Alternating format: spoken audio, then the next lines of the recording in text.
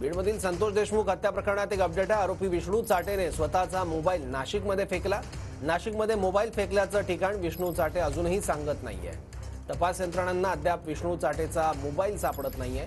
फेकलेल्या फोनवरूनच चाटेने Valmik कराडला phone केल्याचा संशय आहे। फोनवरून चाटेने कराड आणि अवादा कंपनीच्या अधिकाऱ्यांचं बोलणं करून दिल्याचा संशय आहे। याबद्दल आणखी माहिती घेऊयात। आपले प्रतिनिधी कृष्णा सोनारवाडकर आता आपल्यासोबत आहेत। कृष्णा,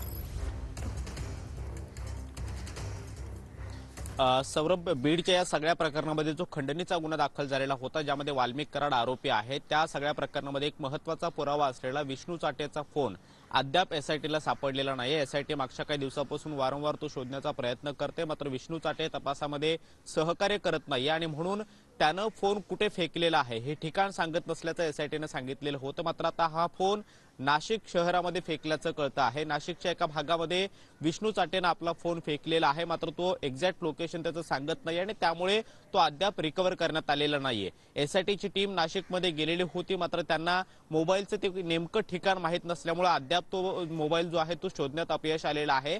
याच फोनवरून वाल्मिक कराडनं अवादा कंपनीचे संजय शिंदे यांना फोन करून धमकी दिल्याचा कथितपणे उल्लेख जो आहे तो वारंवार केला जातोय। विष्णू चाटे याच्या रिमांडमध्ये सुद्धा तसं मेन्शन करण्यात आलेलं आहे की विष्णू चाटेनं स्वतःच्या फोनवरून अवादा कंपनीचे शिंदे जे प्रकल्प अधिकारी आहेत त्यांना फोन केलेला होता आणि त्यांच्याशी वाल्मिक कराड बोललेला होता आणि 2 कोटी रुपयांची कथितपणे खंडणी जी आहे ती मागितलेली होती। त्यामुळे या सगळ्या प्रकाराचा तपास करत असताना विष्णू चाटेचा फोन जो अत्यंत महत्त्वाचा आहे, अत्यंत महत्त्वाचा पुरावा आहे, तो अद्याप सापडलेला नाहीये। विष्णू चाटे तपासामध्ये सहकार्य करत नव्हता आणि मागच्या 24 दिवसापासून सीआयडी कोठडीत असून सुद्धा वारंवार एसआयटीने त्याच्याकडे चौकशी करण्याचा प्रयत्न केला, तो फोन शोधण्याचा प्रयत्न केला, मात्र अद्याप तरी विष्णू चाटेनं ते नेमकं ठिकाण न सांगितल्यामुळे एसआयटीला तो फोन सापडलेला नाहीये। त्यामुळे पुढच्या काळामध्ये या फोनचा तपास लागतो का किंवा तो शोध लागतो का हे पाहणं महत्त्वाचं असणार आहे, कारण कोर्टात ज्यावेळी हा खटला उभा राहील तेव्हा विष्णू चाटेचा फोन अत्यंत महत्त्वाचा असणार आहे आणि त्यामुळे हा फोन एसआयटीला सापडणार का हे पाहणं महत्त्वाचं असणार आहे। दुसरीकडे